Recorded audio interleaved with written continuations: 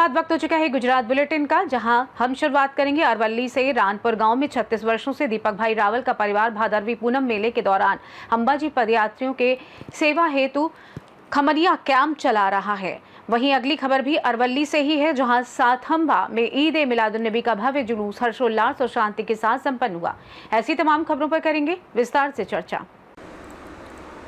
अहमदाबाद के मणिनगर से दीपक भाई रावल और उनके परिवार द्वारा पिछले 36 वर्षों से रानपुर गांव में जय श्री अम्बे खमनिया कैंप संचालित किया जा रहा है, जो भादरवी पूनम के दौरान अंबाजी जाने वाले पदयात्रियों के लिए 24 घंटे निरंतर चाय, कॉफी, चिकित्सा, मालिश सहित अन्य सेवाएं प्रदान करता है। इस सेवा शिविर में हजारों पदयात्रियों को मदद मिलती है और 1 किलोमीटर तक लंबी कतारें लगी रहती हैं। परिवार पदयात्रियों की सफल यात्रा की कामना करता है। दीपक रावल છે। 1990 થી અમે આ ખમણિયા કેમ્પની શરૂઆત કરી, ત્યારે અમે જય અંબે યુવક મંડળ અહીં રાણપુર ગામ છે એ પીડબ્લ્યુડી સ્ટોરમાં શરૂ કરેલું, પણ લોકોએ અમે ખમણ આપીએ છીએ એટલે ખમણીયો કેમ્પ એવું નામ આપ્યું અને પછી પૂછે એટલે અમે મણિનગરના છીએ એટલે જય અંબે યુવક મંડળ મણિનગર એવું ખમણીયો કેમ્પ કરીએ છીએ। શરૂઆત અમે 8 બોરી બેસનથી કરી હતી અને આજે લગભગ 100 બોરી બેસન, लगभग 60 बोरी खाड़, 50 डब्बा तेल અને બાકીના જે કંઈ શાદીના ફૂલ, લીંબુના ફૂલ એ બધું થઈ અને અમે અત્યારે લગભગ 25 ક્વિન્ટલ ખમણ એટલે કે 25,000 કિલો ખમણ બનાવીએ છીએ। અમારા નોમથી ભાદરવા સુદ 14 સુધી આ કેમ્પ ચાલે છે। આમાં કોઈ પેઇડ સર્વન્ટ નહીં, બધા અમારા ફેમિલી મેમ્બર્સ અને અમારા મિત્રોના જે ઘરના જે મેમ્બર્સ છે કે અથવા ફ્રેન્ડ સર્કલ એ લોકોથી જ અમે આ કામ કરીએ છીએ અને 24 કલાક અમારો કેમ્પ ચાલે છે। કેટલા વર્ષથી ચાલે છે? 36 વર્ષથી અમે આ કેમ્પ ચલાવીએ છીએ અને આજે આ 36મું વર્ષ છે અમારું અને અમને માતાજીની કૃપા છે।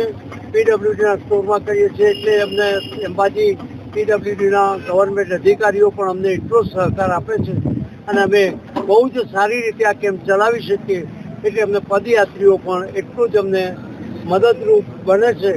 એટલે અમને પોતાને પણ સેવાનોને લગભગ 1 કિલોમીટર સુધી તો અમારા આ ખમણ લેવા માટે લાઈન થાય છે।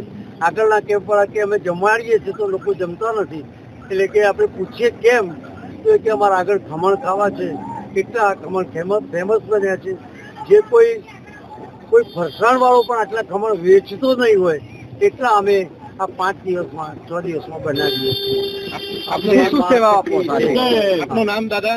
દીપકભાઈ રાવલ મારું નામ છે અને 1990 થી અમે આ 89માં આવ્યા, તકલીફ પડી તો 90 થી આ જગ્યાએ અમે કેમ્પ શરૂ કરી। બીજી શું સેવા આપો છો? બીજું અમે ખમણ આપીએ છીએ, પછી ચટણી આપીએ છીએ, ચા, કોફી અને દવાઓનું વિતરણ કરીએ છીએ અને રાતના સમયે જે ચાલતા પદયાત્રી હોય એમાં કોઈને કંઈ થાક લાગ્યો હોય કે કંઈ તકલીફ હોય તો માલિશ પણ કરી આપીએ છીએ, દવાઓનું પણ ટ્યુબો પણ એવી રીતે બધું આપીએ છીએ અને એ રીતે અમે અને માતાજીની કૃપા છે।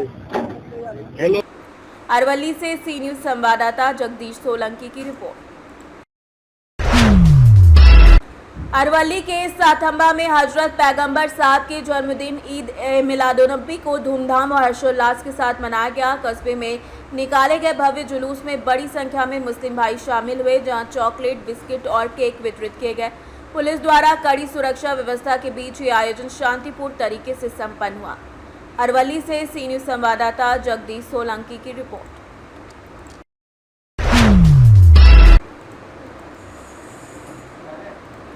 अरवली से खबर है, जहां धनसुरा पंथक में 2 घंटे में हुई 4.5 इंच बारिश से जनजीवन अस्त व्यस्त हो गया है। मौसम विभाग द्वारा जारी रेड अलर्ट के बीच धनसुरा तालुका में शाम को मूसलाधार बारिश हुई, जिससे निचले इलाकों जैसे जनता नगर, रंगनगर, तालुका ब्लॉक कार्यालय, जवाहर बाजार और बस स्टेशन क्षेत्र में पानी भर गया। अमृत सरोवर से बहकर आया पानी कई दुकानों और घरों में घुस गया। वहीं शिका, पोयडा और वगा गांव इलाकों में खेत भी जलमग्न हो गए।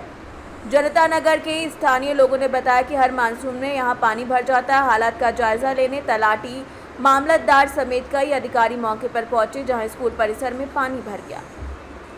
ધનસુરા તલાટી કમ મંત્રી છું અને મામલતદાર સાહેબશ્રી અને તાલુકા વિકાસ અધિકારી સાહેબશ્રીની સૂચના અન્વયે અત્યારે હાલ જનતાનગરની અંદર અમે પાણીના ભરાવાના કારણે માણસોના રેસ્ક્યુ માટે આવેલ છે અને આપના માધ્યમથી, મીડિયાના માધ્યમથી હું જનતાનગરની જે પબ્લિક છે એને અપીલ કરું છું કે અમારે સાથ સહકાર આપે અને અમારી સાથે રેસ્ક્યુ થવા માટે એગ્રી થાય, તો જેના કારણે પ્રાથમિક શાળા નંબર 1 ની અંદર એમની વ્યવસ્થા કરેલી છે, જ્યાં ગાડી એમના માટે ખાવા પીવા અને એમના જે પણ સ્થળાંતર માટેની વ્યવસ્થા કરવાની છે તંત્ર દ્વારા કરવામાં આવેલ છે. કેટલા લોકો છે અને કેટલા ઘરોમાંથી સ્થળાંતર જી, અત્યારે હાલની અંદર પ્રાથમિક ધોરણે જે અમે અહેવાલ તૈયાર કર્યો છે એ પ્રમાણે 50 થી પણ વધારે ઘરોની અંદર પાણી વધારે ભરાયેલું છે.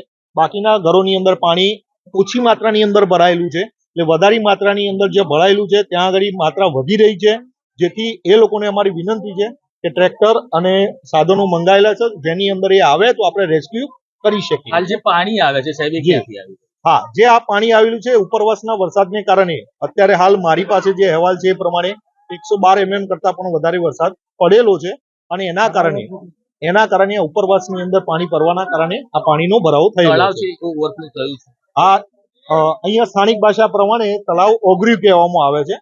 તળાવની અંદર ઓગર્યું છે અને એના કારણે આ પાણીનો ભરાવ નીચાણવાળા વિસ્તારની અંદર ભરાયેલો છે. આજ રોજ ધનસુરામાં અતિશય વરસાદ પડવાના કારણે નીચાણવાળા વિસ્તાર જનતાનગરમાં 3 થી 4 ફૂટ પાણી ભરાયા છે. હું મારી પ્રાથમિક શાળામાં વરસાદ આવવાથી જોવા આવ્યો તો મારી શાળામાં પણ 2 થી 2.5 ફૂટ પાણી ભરાયું, જેથી શાળાના માલ સામાન અને પુસ્તકોને ઘણું નુકસાન થયું છે. શાળા નોની થવાથી બાળકોને રૂમમાં બેસાડવામાં આવતા નથી. ગામના ઊંચા મકાનોની ઓસરીમાં બેસીને ભણાવવામાં આવે છે. આજે રજા હોવાથી કોઈ જાનહાનિ થઈ નથી, પણ શાળાની માલ મિલકતને બહુ જ નુકસાન થયું છે. શાળાનું સેનિટેશન અને પાણીની ટાંકી પણ જર્જરિત હાલતમાં બની ગઈ છે. શાળાની અંદર 2 થી 2.5 ફૂટ પાણી ભરાવાથી શાળાના તમામ માલ સામાનને બહુ જ નુકસાન થવા પામ્યું છે. અને જો શાળા ચાલુ હોત તો બાળકોને પણ નુકસાન થવાની ભીતિ હોત અને મોટું નુકસાન થઈ શકે તેમ હતું. રજા હોવાથી બાળકોને કોઈ નુકસાન થયું નથી, પણ શાળાના માલ સામાનને ભારે નુકસાન થયું છે. શાળાનું દફતર પણ મોટા. अरवली से सी न्यूज संवाददाता जगदीश सोलंकी की रिपोर्ट। गुजरात राज्य के दाहोद जिले के धानपुर तहसील के नानी मलू गांव के निशाल फालिया में बारिश के समय बड़ी कोतार के कारण लोगों को भारी परेशानी का सामना करना पड़ा। बच्चे स्कूल नहीं जा पाते, बीमार लोग अस्पताल नहीं पहुंच पाते और गांव के लोगों का बाहर आना जाना बेहद मुश्किल हो जाता है। वीडियो में लोग और बच्चे जान जोखिम में डालकर पानी पार करते दिख रहे हैं। ग्रामीणों ने प्रशासन से अपील की कि जल्द से जल्द पुल या सुरक्षित रास्ते की व्यवस्था की जाए, ताकि उन्हें हर साल इस समस्या से ना गुजरना पड़े। गुजरात के दाहोद से सी न्यूज संवाददाता अभय सिंह संगोड़ की रिपोर्ट। फिलहाल के लिए इस खास बुलेटिन में बस इतना ही। देश दुनिया की तमाम बड़ी खबरों को जानने के लिए जुड़े रहिए सी न्यूज भारत के साथ। हर खबर आपके साथ, आपके हाथ।